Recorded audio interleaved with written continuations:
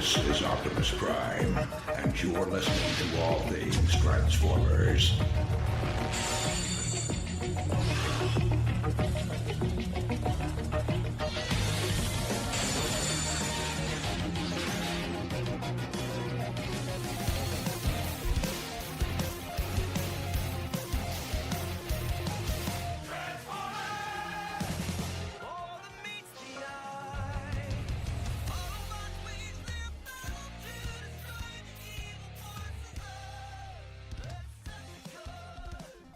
Hello and welcome to All Things Transformers, episode 59. I'm your host, Steve Megatron Phillips, and joining me in this episode is... TFG and Mike, hello. Yo. So apparently there's news, or there's been news, we just never... And people know this, we don't cover news when it first comes out, because that's boring. I like to wait until there's like a plethora of things that are actually important. Yes. And the first thing in my mind that was sort of important was the Kids' Choice Awards trailer for the last night. When I first saw it, I'm like, this is the worst edited, put-together trailer I have ever seen. It wasn't that bad. Well, the reason why I say that is the first few shots in it, the reason why I say I think it's a poorly edited cut, or it's a poorly put together trailer cut, is because I thought the kid that was in there was like this pop-out kind of kid that wasn't actually in the movie. That I've since gone back and rewatched it, but when I first saw it, I thought that they just put a kid in there in front of the footage just because it was the Kids' Choice Awards trailer. I didn't realize she's actually part of the damn story. And, Michael Bay, what are you doing? Well, it could be worse. No, I think he's pretty much, I'm just waiting for whatever upshot angle with his camera that he's going to use on that girl, which is sad and wrong and disgusting. They won't. It's a littler girl, so they won't. I don't know. They're bringing back Agent Simmons anyway, so. Oh God. And the two military Eps and the other guy that's not important. Yeah. And Yeager. Hey, yeah. Cade Yeager. Yeah. I wonder how long that took Michael Bay to come up with. And the writers. Do some Yeager. Cade of Yeager. A Yeager. Who is writing on this one? Because I don't even know. I know it's not Aaron Kruger. No, they fired him. I actually don't know. I'm having to look it up right now. But I saw this trailer and I'm like, I just can't anymore. So, all right, here it goes. The screenplay is done by Art Markham, Matt Holloway, and Ken Nolan. And the story is by Akiva Goldsmith. Okay. Nobody I've ever heard of. Akiva, I've heard of. Art Markham was a writer on Iron Man. Okay. Punisher Warzone. Apparently, he's going to be writing Transformers 6, 7, and 8.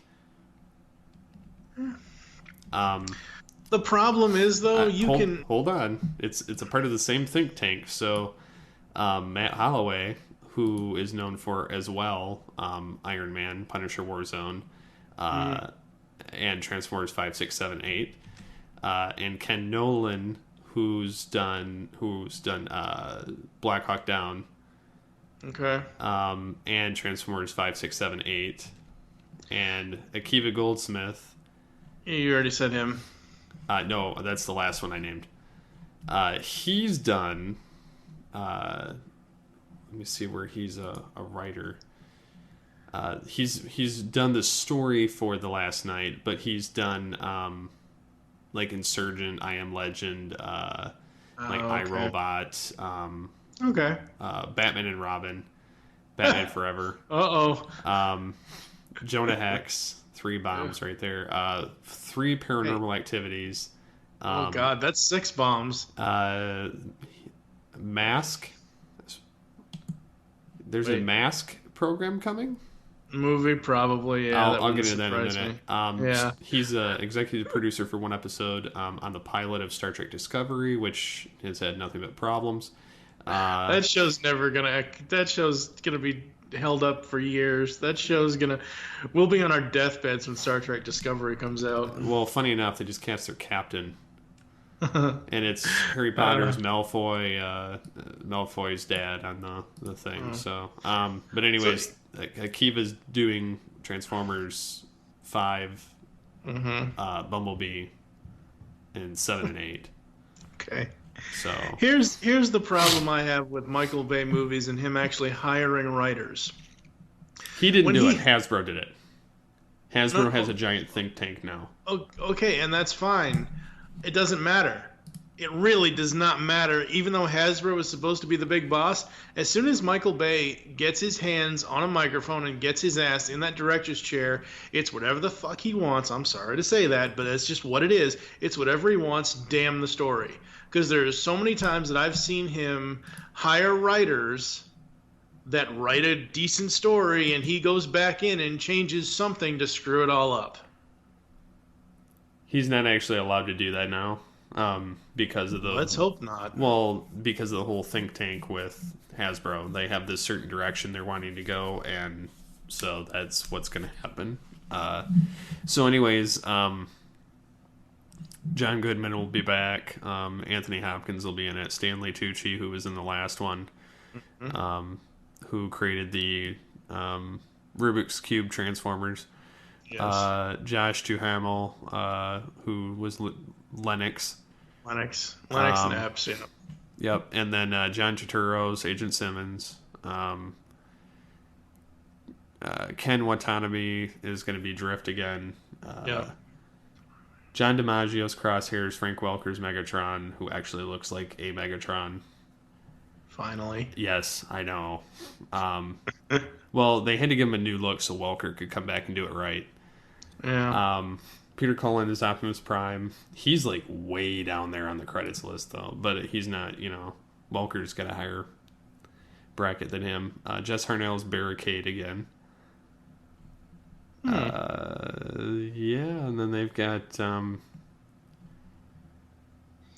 Well, I think most of those they have to, because it's a Transformers live action movie. They have to get in the billing. They have to get all the actual live action actors. Yeah, they have to get the faces out there first, and then the voices.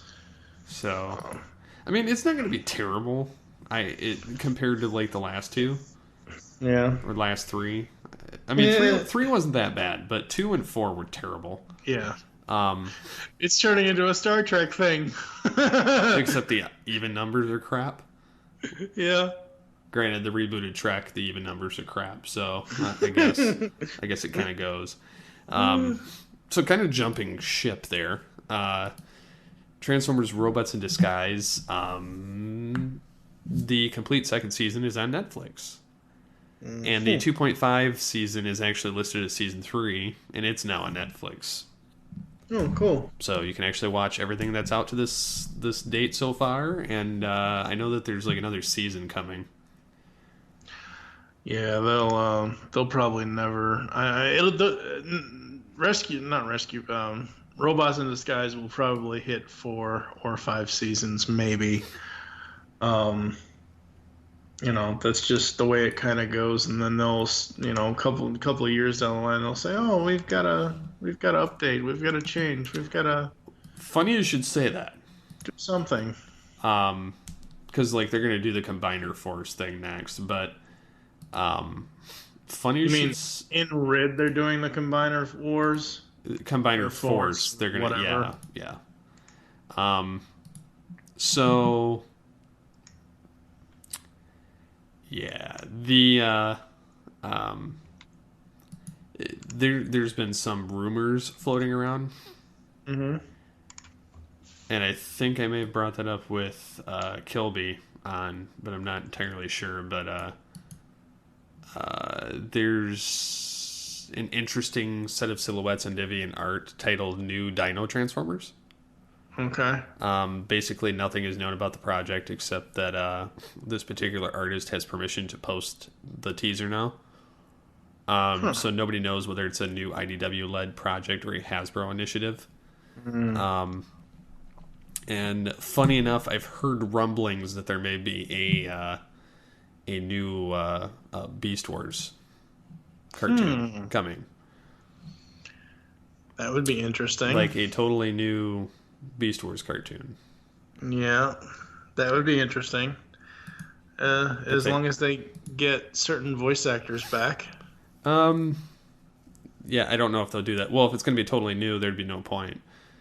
Like saying that if it's none of the same people. But what I've read so far is that there's a rumor that there was a story claiming that Beast Wars is scheduled to make a return in late 2018 as a Netflix animated series, which I would be behind that if Netflix did them, because Cartoon Network ruins everything they touch. Yeah. And it says Marvel Comics writer Jason Aaron is said to be the scripter for the series, and a character list is given, though. Given some of these characters, one has to assume that this is all new continuity, not some kind of continuation of the original, which is, inevitable because Beast Machines.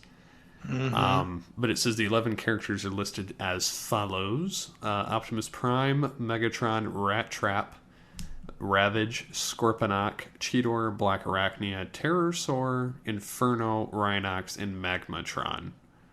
So Optimus Prime instead of Optimus Primal? Possibly. And then there's That's Megatron. That's gonna be weird for having the truck as a monkey. I don't know if it'll actually be this. I know. But yeah. It's stuck with me, and I'm like, please, if this is going to be something. But yeah, that essentially would mean that all the Maximals are there, pretty much.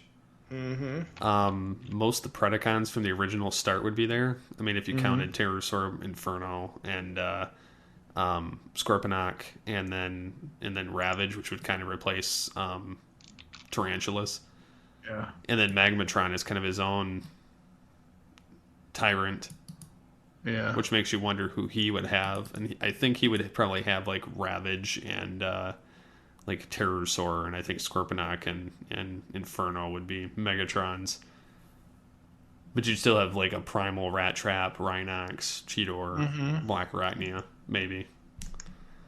So, who knows? I would be happy if they did this, only for the fact that now that they're kind of going into the Beast Wars realm a little bit, especially with the Masterpiece Dinobot coming. Yep. Which would be the first time Dinobot would get a actual figure that's good. And just like the Cheetor figure, which, don't get me wrong, I really want, but it's $75. And I don't have $75. So if it comes down to it, Megatron would be the only one I would splurge for. Don't get me wrong, too, though. Dinobot is really tempting. And having the entire Maximal grid. But, yeah, I just... I really like the Masterpiece Beast Wars stuff. Really, really, really like it. Yeah, it looks awesome. So, yeah. And then, so there's been talks, too, that... and I saw this, too, around the same time. There's a web series running in Russia. Which is called Transformers Portal. And this web series kicked off last September and is currently on its 7th episode as a motion comic. Okay. And it's a crossover between the Robots in Disguise and Generations Titans Return timelines. Oh, okay. So, looks pretty sweet from what I've seen on there. Cool. Yeah, I'm not sure about. I think it'd be great if we had a new Beast Wars cartoon, but again, I'm very leery of new voice actors in what are now considered to be classic character roles. I don't know. Obviously, I'm gonna wait and see whatever happens. But if they're going to go the beast former way, I would want David K as Megatron. If I not, I just want to do can't. it. Well, yeah, but I'm like the John Bailey equivalent of yeah, of him to Peter Cullen. I am Yeah. to David K. yeah, I know. I'm just saying that I would do Megatron in a heartbeat. that sounds dirty, yes. kinky, and wrong. It could be. On a nice Sunday afternoon. God. On the beach in Texas. Yeah, that's not happening. It could be the desert. No one knows for sure. There would be plenty of tarantulas and scorponok around, though. Alrighty then. Too dirty for my tastes, but it's doable. So, anyways, I have no idea. So there was, I didn't even know this thing was going on though. I guess Transformers: Power of the Primes. Mm-hmm. I totally missed this. The game. No, it's not even a game. It was a thing on Transformers.com. Oh, where they voted on the new Prime or the new person to hold the Matrix, and then they had they had Ultra Magnus, Hound, RC, Shockwave, Megatron, Starsaber, Thunderwing, Unknown Evil, which is Deathsaurus from one of the other Transformers Victory, and then Optimus Primal. And Optimus Primal 1. And Optimus Primal 1. And, I mean, of course, they've created, like, a new Beast planet for, those Transformers and gave them kind of a newish look. Like, he doesn't look like Beast Wars, essentially, but he looks like, the modernized, like, if he were, quasi-transmetal, in a sense. I really love the look of the character. I wouldn't mind seeing a figure of that. Yeah, that would be cool. I like the little graphic that it says that the winner of the next Prime, but I don't know exactly what the purpose of it was.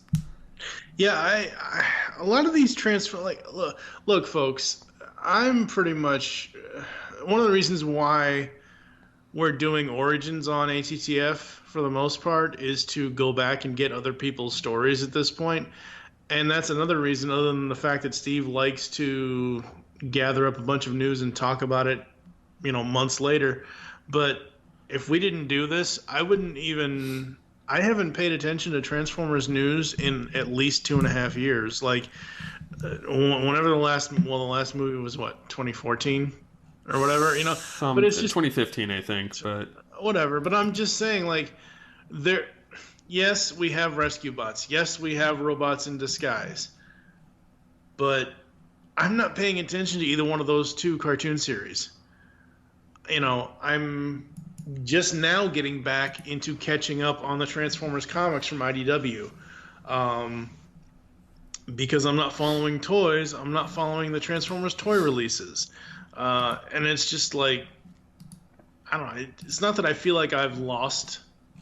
It's not that I feel like I'm lost in the fandom. It just feels like there's nothing other than the comics. There's nothing for me that's going to make me want to dedicate time to it. Like when Transformers Prime was out, when Transformers Animated was out, and Transformers Animated at this point is 10 years old, I was super interested. And of course, back then I had an actual television with actual cable. And of course, I can find this stuff online now. Like you just said, at this point, all 3 or 2.5 or whatever you want to call it seasons are now on Netflix, which I checked it once you said. I didn't doubt you, but I just wanted to double check and make sure that it, because sometimes they show up and sometimes they don't. But they are there, and now that all 3 of them are there for Robots in Disguise, I will go back and watch them. But I'm not paying attention to Transformers news as much as I used to on a daily, weekly basis. Yeah.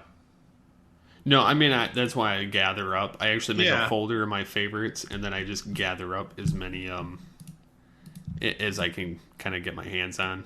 as far as the content, and it's all stuff that I care about. So, Well, yeah, I skip a lot of the rumor mill, and I mean, other than the Beast Wars thing, because that hits home. But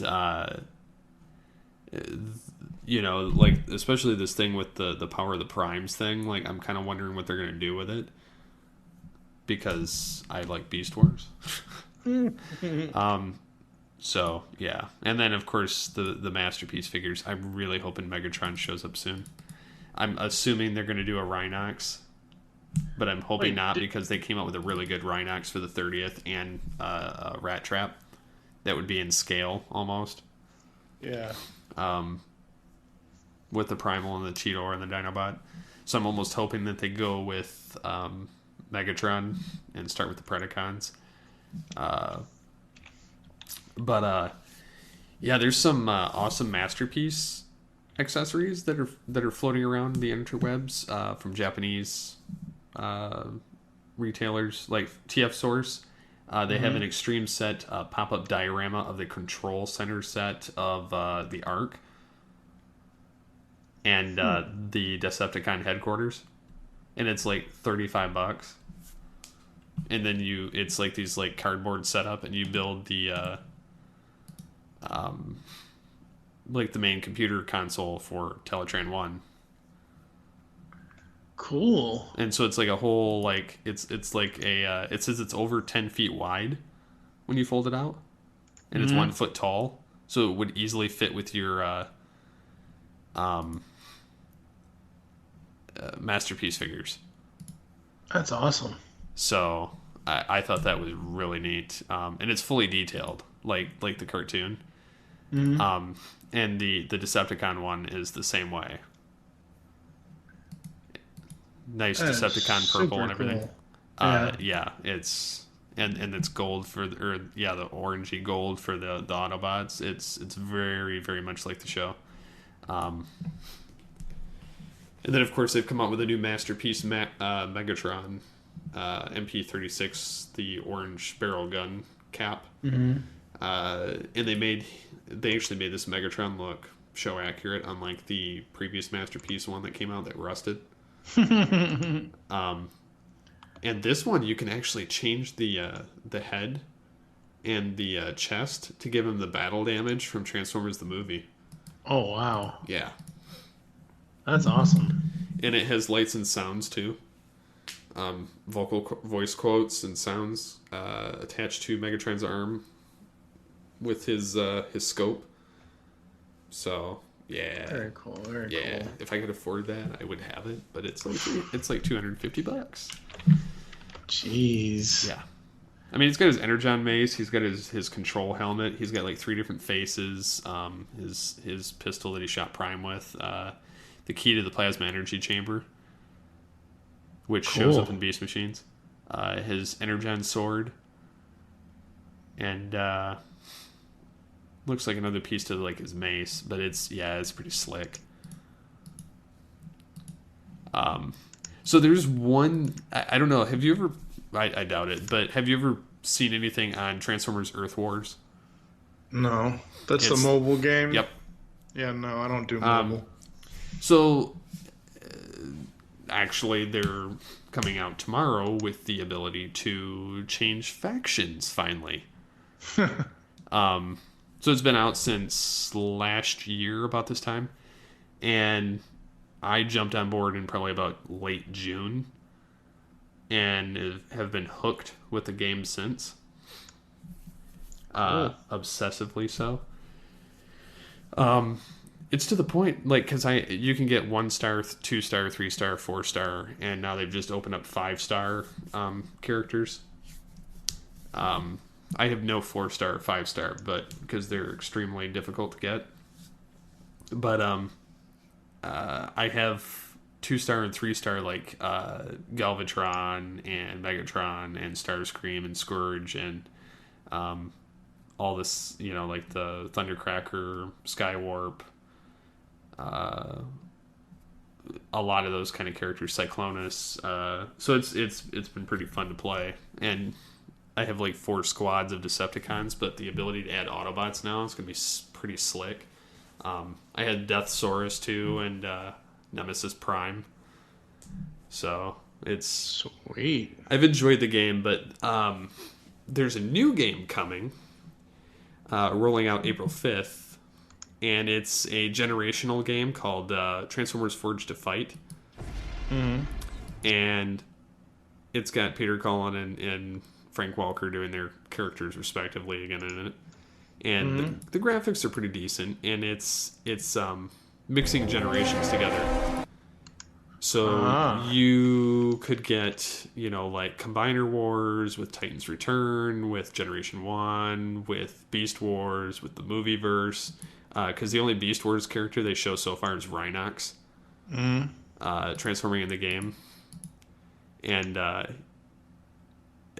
they've got, like, Generation 1 Grimlock, and then they've got characters from, Rid or War for Cybertron, or but they almost get like this weird like the hate plague. Oh jeez. Because like they start going bad, and then like you have to fight. You get like to build your teams and build bases and everything, but you build a team of your favorite Transformers, and so like you could end up with G1, Starscream, Movie Prime, Movie Bumblebee, Rhinox, and just so on. So it's that's the one complaint I have about the Earth Wars game, is they don't have any Beast Wars figures yet. Because they've kind of exhausted a lot of the... I mean, there's still a lot of room they can go, but they've kind of exhausted a lot of the G1 characters. Yeah. And so, like, this Forged to Fight is actually pretty neat. So I'm going to check that out when that comes out and review it, but... Very cool, very cool. Yeah, no, I have a dumb phone. I use my phone for calling people and texting people. I don't use it for anything else other than that. You have Windows 10. You can download the app. No.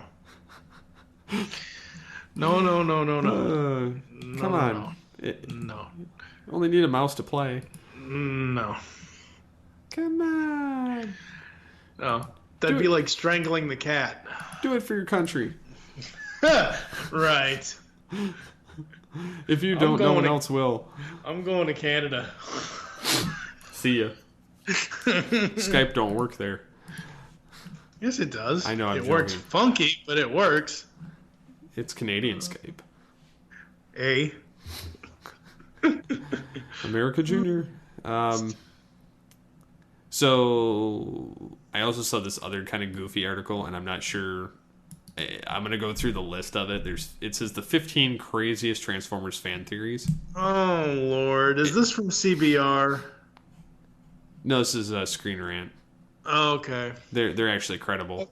Okay. Yeah. CBR is like the site that posts everything, and not everything is news. Kind of like CNN. I like comic book resources, but sometimes their news articles are not news. Like CNN. Yeah.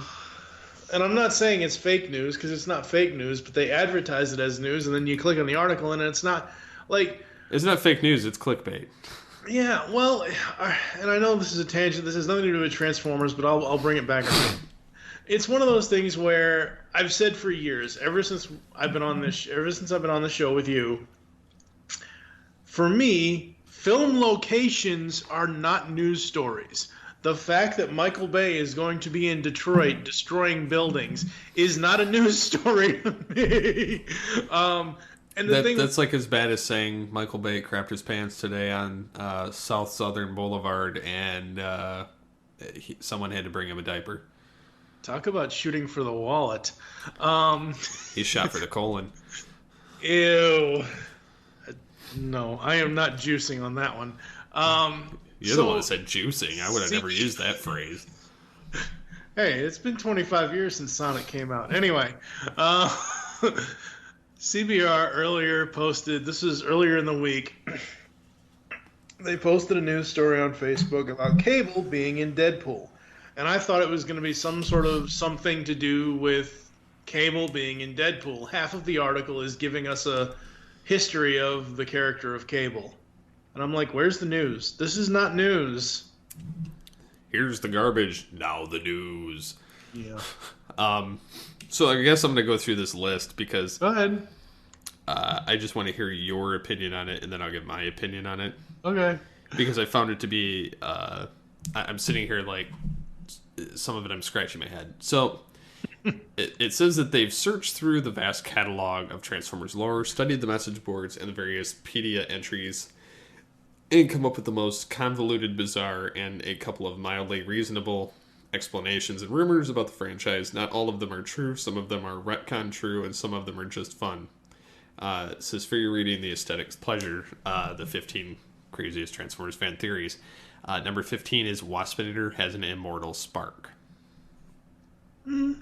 I could agree to that. Because they state that there isn't a character who has taken quite as many or as creatively brutal beatings as Waspinator. Describe a TF Wiki as Fate's chew toy.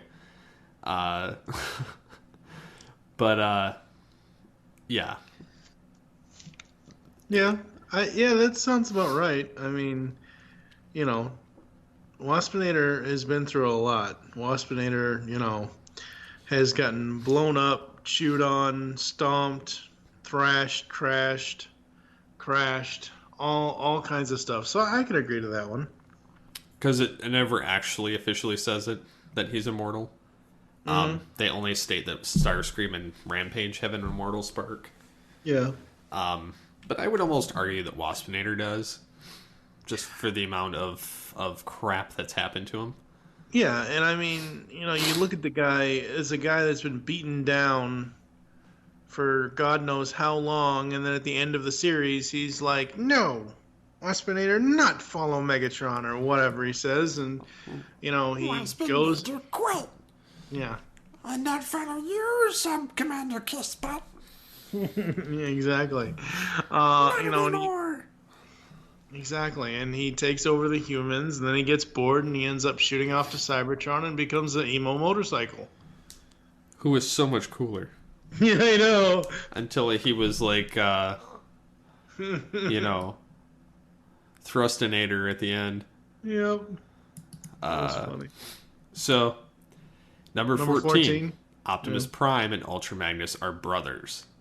That does not surprise me at all. This is... yeah. Now, mind you, this is fan theory, but they said that this is the least insane theory on the list. It's also one that has been proven true, at least on accident. It says when the Ultra Magnus toy came out in the 80s, his armored exterior masked an interior that was literally just a white Optimus Prime. Mm-hmm. And then it's... the pair's connection was that of close friends, but was never elaborated on. In the Dreamwave comics and a Robots in Disguise animated series, for instance, the 99 version, Hasbro and the creatives at work integrated the concept because of the incendials of the toy and because of fans' ready acceptance of the idea. So, yes, it's true that Optimus Prime and Magnus are brothers in certain continuities. Yeah, the only one that I know of currently that they're not is the IDW comics because... in that Magnus, it's just armor. There's the guy we see from More Than Meets the Eye and Robots in Disguise from day one from the two IDW ongoings. He is Ultra Magnus, but later he is revealed to be a bot by the name of Minimus Ambus. And the Ultra Magnus armor is just armor, but his personality, the Ultra Magnus personality, is who Minimus Ambus is. But yeah, no, in general, in a general theory standpoint of Optimus and Magnus, look at what the dude said on his deathbed. Ultra Magnus, it's to you, old friend. I mean... Well, in IDW, they actually had his armor get shattered. Yeah, I know. And in the Dreamwave, and he had the white armor and fought with Prime against Shockwave. So, and then they just called him Magnus when he didn't have the armor. Yeah. Number 13, the many possible fates of Dion. Who? Dion. I'll repeat. Who? It was in the episode with Orion Pax. On Prime? G1. Oh. At the beginning of the Great War between the Autobots and Decepticons, Orion Pax and his girlfriend Ariel were friends with fellow dock worker Dion. Oh, okay, him. All They right. were attacked by the Cons and left for dead. Tryon built Prime out of Pax and Ariel into Elita 1, but what happened to Dion? And they said the easiest answer is, who cares? The guy had 3 lines of dialogue in his one appearance. The second easiest answer is he died, and that ghoul Alpha Tryon cannibalized him for spare parts to create Prime and Elita. It says, however, many fans have speculated that he was rebuilt into either Ultra Magnus or Ironhide, which would further explain Prime's strong friendship with either robot. I would almost argue, like, I like to think that he was that he was Ironhide. I like to think that. I didn't say he was. Maybe. I'll go with maybe. See, the reason why I say maybe is because we've seen Elita maybe twice in the G1 series, like after Ariel's rebuilt. You know, we had, I think, 2 female. After that, we had 2 female Autobot centric episodes. I could be wrong, but I remember at least one where they go back and have to get the Energon from Shockwave or whatever else. But because Elita wasn't really around, I don't know. Maybe it's so I'm sticking with. It says, since continuity of the show was virtually non-existent, fans speculated for decades, inciting by different creators planning the odd Easter egg now and again, until Hasbro's 20-year backlog of confused and angry fan mail got too much. They gave a terse response. Diane was never rebuilt into any character. So he died, so take it. Who became Scourge and Cyclonus? Oh no, here we go. This is what I've always believed anyway, so this kind of works out with my opinion. So I'll let you. No, carefully. You go ahead, because I have to find something. Yeah, it's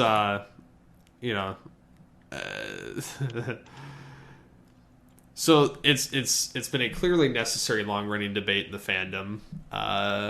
It says those involved have looked over the scene, checking angles, character positioning, and shadows, analyzing the film like they were on the Warren Commission investigating the Zapruder footage, is what it says on here.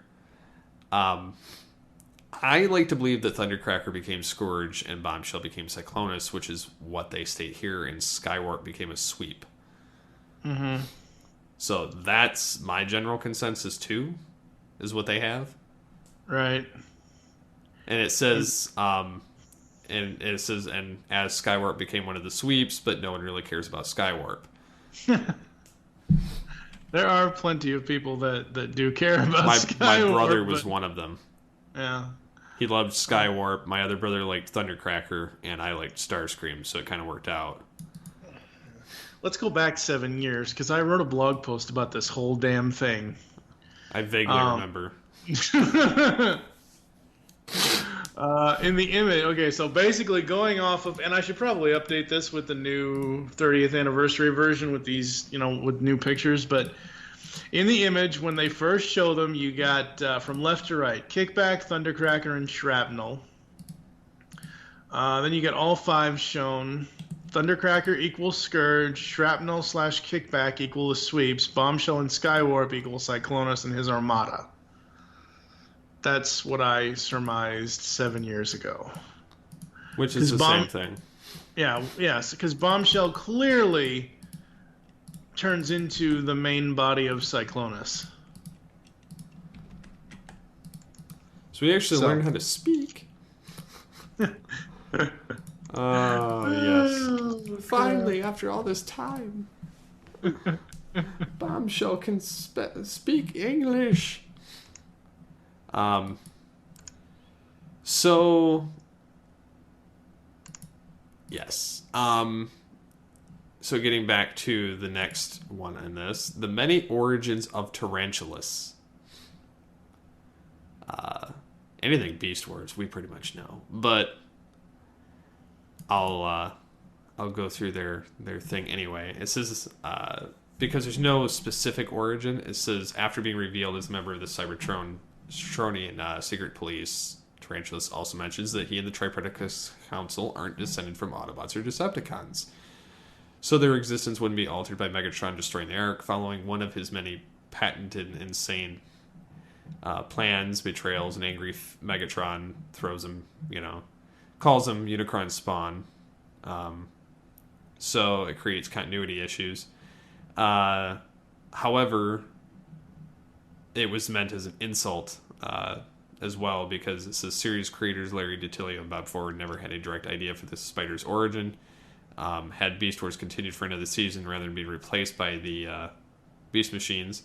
The writers claim that Tarantulas and the Council might have been revealed as being descended from the Cybertronian offshoots from Generation 2, which would create its own continuity problems as well. Yeah. So they would have been from like the Swarm and the Generation 2 Cybertronian alliance. Nothing to do with Generation 2. Thank you very much. Well, the actual comic of Generation 2 was actually pretty good.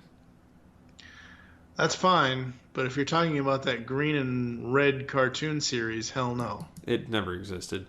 Exactly. Female Transformers were created to appease feminist demands.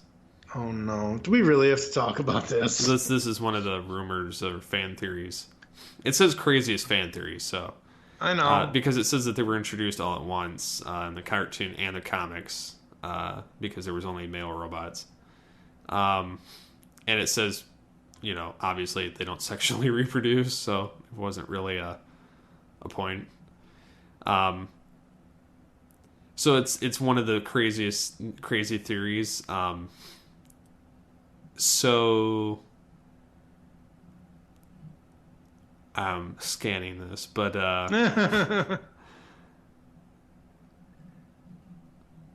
yeah, I really honestly have no opinion on female Transformers. They exist. They're there.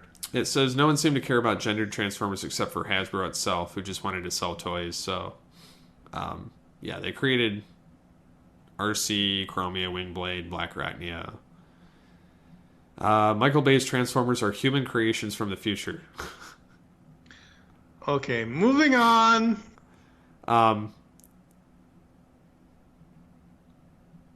Yeah, it says, well, now you know who to blame for those terrible designs. It was us. We did it. You maniacs. You blew it up. Yeah. So they're doing like the Planet of the Apes joke with it. But, yeah, so many jokes that Transformers can travel through time. At some point, Cybertron and all the Allspark were transported to the past, and the latter device falling to the Earth.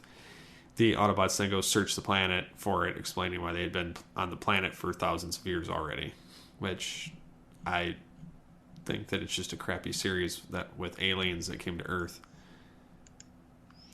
Pretty much, yeah. Number 8. G1 cartoon Galvatron was cured of his insanity by the Matrix. Oh, Lord. We just were talking about Web World. It says in the 86 movie, Rodimus tossed Galvatron into space where he landed in a plasma pool. Web World. And it's actually funny because he does shoot everyone.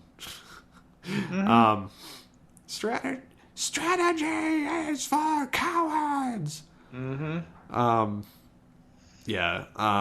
But it's saying when Prime released the concentrated wisdom that was stored in the Matrix to cure the universe of the hate plague, Galvatron was at ground zero of the release. Shortly after, he and Optimus, share a pleasant moment, and then Galvatron. Well, he says there will be no war today, Optimus Prime. You have earned Galvatron's respect. Yeah. So, yeah. And then Rebirth happens. Yeah. So, I mean, It didn't happen. It wasn't in continuity. Rebirth is in continuity. Stop it. I like Season 4 better. Rebirth is Season 4. No, I mean the real Season 4, Headmasters. Oh, hell no. Yes, that's so much better. Oh, they actually no. do away with characters properly. Like, they actually kill Magnus. They actually kill off Galvatron. They actually kill off Soundwave and Blaster and then rebuild them. Yeah. So here's number 7. An unproduced Beast Wars episode called Dark Glass explained Dinobot 2's character arc. If anyone knows that one, it would be me. Yeah. I've been involved in a lot of stuff with Dark Glass. Uh huh. Many scripts. Many. Yes. So it Including one says... very important one we still cannot talk about. Yeah. What script? Exactly. So I was involved in a fan one as well, which some things weren't that far off. So Dinobot 2 was created by Megatron to replace the original dead Dinobot who betrayed him. In the series finale, Dinobot 2 betrayed Megatron again after his original programming was somehow reasserted, which didn't make sense for those that, didn't see Dark Glass because it was never produced. But Christy Marks meant to have it take place when Go With The Flow was at. Yeah. And so it would have explained how it all was to fit together. These guys say a synopsis for the episode has made the rounds on the internet that Hasbro never released the script to the public, and those involved in its production have made contradictory statement about it for years. The story called for Rattrap and Rhinox finding the Dinobot's core consciousness in the Excellence computer, which he downloaded in a previous episode, which it does show Dinobot do that in Code of a Hero.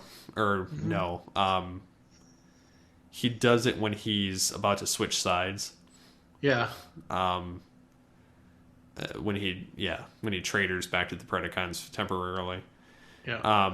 So Rattrap captures Dinobot 2 and attempts to restore his friend in his new body. It doesn't go well, and he's forced to accept that Dinobot is dead. Of course, even in the story, there's continuity gaps. I will say this, at least from the fan production version, that actually in both that kind of goes that direction. That's pretty much the same in every version. Yeah. In the fan version, because I like to talk about Dark Glass because it's never going to happen. The thing with Rat Trap was he attempts to restore Dinobot, and there's an internal struggle mentally, which is why it's Dark Glass, because it's Dinobot's core consciousness fighting with the spark of Rampage, and the programming of Megatron.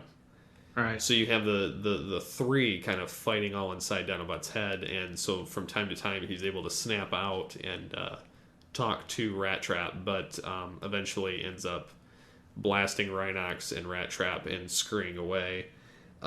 Also, in this particular set episode, Megatron was experimenting with Transmetal 2 technology and experimented on Waspinator before he did Black Arachnia, or before he created, after he created the clone, basically, of Dinobot, and before Black Arachnia got her hands on it. Right.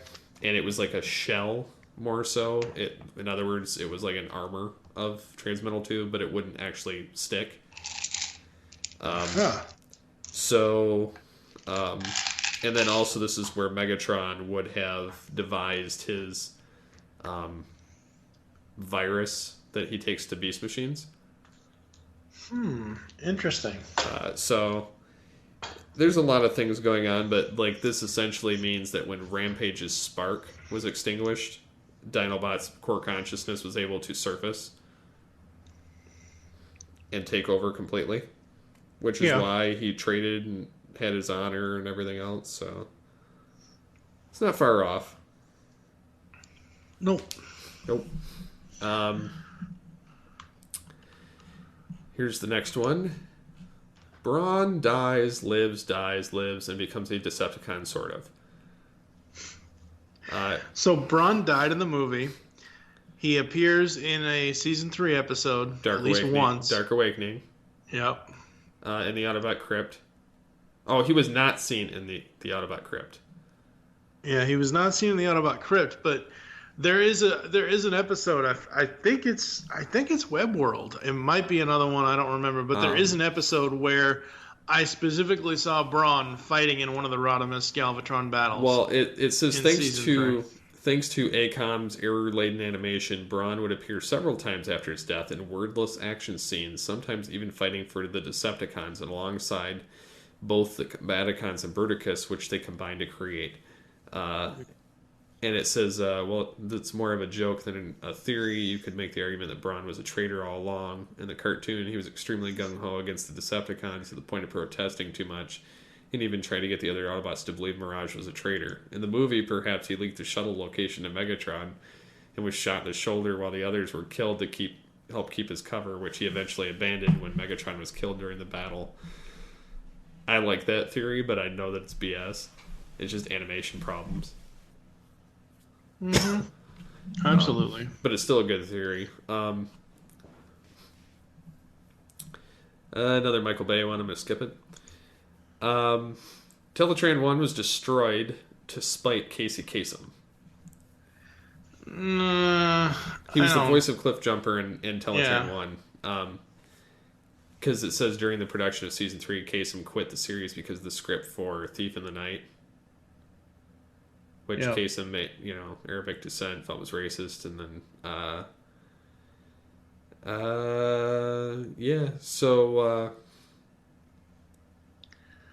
it is what it is. I'm not going to say anything on this one since Casey's no longer with us, so... Yep. So, it says that when the third season premiered, Teletran 1 was destroyed by Trypticon. Yeah. And it says the moment was sudden and without build-up to fans. It looked like an insult. However, none of the actors, producers, or writers involved ever responded to the accusation. It remains a rumor to the day. Yeah. There's an R-rated cut of the Transformers 1986 movie. Oh, God. Yeah, it says, because they took advantage of the PG rating and suddenly guns and bombs hurt people. And, it says that due to the many edits to the film overseas and alterations made during its initial theater run in America, there exist many different versions. In fact, some fans believe there's an R-rated cut of the movie. Rumored to be filled with more swearing and more violence, fans used to go to conventions looking for this hallowed but rare copy. It never existed. An alternate version of Magnus's death, in which he was drawn and quartered, was storyboarded but was never filmed because it was too violent.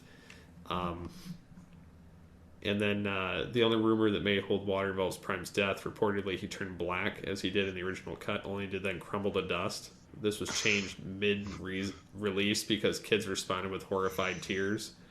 While again, this has never been confirmed, the track for the scene of the album is 10 seconds longer on the record than it is in the actual movie. No footage of the crumbling has been viewed since the initial screening. And we all know there were many different script writes for Transformers the movie. Flint Dille has talked about this at length. There were many different versions, many unfinished versions, and maybe this rated R version was one of those unfinished ones. Still be interesting. Yeah. Number 2, the many origins of the Vok. Oh, God. I'm loving every time Beast Wars shows up in here. There's more than one? Because I've only ever seen them in Beast Wars. Yeah. Okay. Well, they were in some of the continuity of the comics, like for the convention and the club, but nothing else. It says, as great as Beast Wars was, it's surprising to find out how much of it was improvised. The Vok, the mysterious aliens, were responsible for the weirdest events in the show, were never given a direct origin. Series creators had differing opinions on who the Vok actually were. DiTilio considered them to be the next evolution of the Swarm from Generation 2, which makes sense to me. I should actually go back and look, because I think there was a consciousness to the Swarm. Very much like those. I'll have to look. Wanting to make amends for destroying the Earth in the future, so they come back to protect it. It says, while Bob Forward believed them to be the evolutionary endpoint of all sentient life, the Vok themselves appeared in several comic stories after the show ended, adding more to the mystery but never providing answers. We never learned the nature or reason of the tarantula's hatred for the aliens, and were never given a canonical or even a direct answer as to who or what the Vok were meant to be. Guides and magazines like Beast Wars Universe have claimed this Swarm origin is canon, though the book is unlicensed and it's based on translated interviews. Yeah. Yeah. I'd be interested to find out, but I think that the swarm thing actually fits it the best. I guess, like I said, I have no context outside of Beast Wars itself, so And I'm not doing number 1 because it's TF4. Just say what it is and we can move on. It's about the death of the American dream. Oh, Lord. Okay, never mind. That's... no. We're currently living the death of the American dream. Oh, sorry. Wrong show. Who? I don't know. Talk about trumping the Pence. You wear Depends? No, I don't. I think I'm funny sometimes. Yeah, and sometimes that joke just misses the mark. Hamill? God. All right, so our good buddy Bondo Mike, he said that his podcast backlog has been severely low lately. Well, you're going to get an explosion of content because I'm syndicating AutobotlyApril on all things Transformers next month. Yay! I don't have to do anything and it still shows up. I know, right? AutobotlyApril is going to be myself and Ryan the Uneven Flow Merkley continuing the More Than Meets the Eye and Robots in Disguise / Not Rid comic trade reviews. So when the pullback first started, episode 11, 12, and 13, myself, Lady Rec, and Ender talked about the first 3 trades from More Than Meets the Eye and Robots in Disguise from IDW. We got up to 4 and 5 of each of those series for the trades, and we just never, I just kind of lost the interest, whatever else. So we're going to go back to it. It's going to be Ryan and I, Lady Rec, Beatles Diva, and Hahi Prime will still be doing the Windblade stuff until all are one with me at some point. But yeah, next month, all comics all the time here on All Things Transformers. So that's what's going to be coming up. And like Steve said, he doesn't have to do a damn thing. Nope. But yeah, I'll get some more topical and news topics for. Yeah. I think if you do a news show once a month, it'll be like at the end of every month, like you collect all your stuff that's important and relevant to that you want to talk about. You know, we can do it. Roundup. Yeah, there you go. And obviously, we're still going to do the Origins episodes. I just have to actually start asking people. So that's kind of what's coming up. Shall we get out of here, I guess? I don't know. Anything else you wanted to bring up? Anything we didn't talk about? Nope. All right. Transform, transcend, all that good stuff. Oh, that was the other thing I should mention. You just said it. This popped up on Twitter yesterday, I think. Uh-huh. And this is actually very fitting by what you said. The description for The Last Night. Did you see? No. You didn't see it? Oh, no. This is gonna be beautiful too. I put this together yesterday. Uh-huh. And I had people going, no. So I says, just follow me on this. Beast Machines is Transformers The Last Night. Because the description for The Last Night, the key to saving our future lies buried in the secrets of the past. And I said, the seeds of the future lie buried in the past? And it says, no, the key to saving our future lies buried in the secrets of the past. They just put a wordier version of the seeds of the future lie buried in the past. Yeah. And I'm like, so it's Beast Machines. Like, they're trying desperately to, like, steal from Beast Machines. Yeah. The one that everyone seemingly hated when it came out. Yeah. Yeah, let's do that. That just sounds like a winner right there. Uh-huh. Even though I like the slogan because it holds true. But yeah, I couldn't help it but laugh because of the ridiculousness of the fact that I caught that in the description of the film. It was the one line and it stood out to me and I'm like, huh? What? And I'm like, it does exist. So, And I know a handful of people, myself included, that love Beast Machines. There's not a lot of us out there, but I do know a handful that love and respect that series. so transform and transcend. That's it. Ah, yes. Megatron, terrorize. Yes.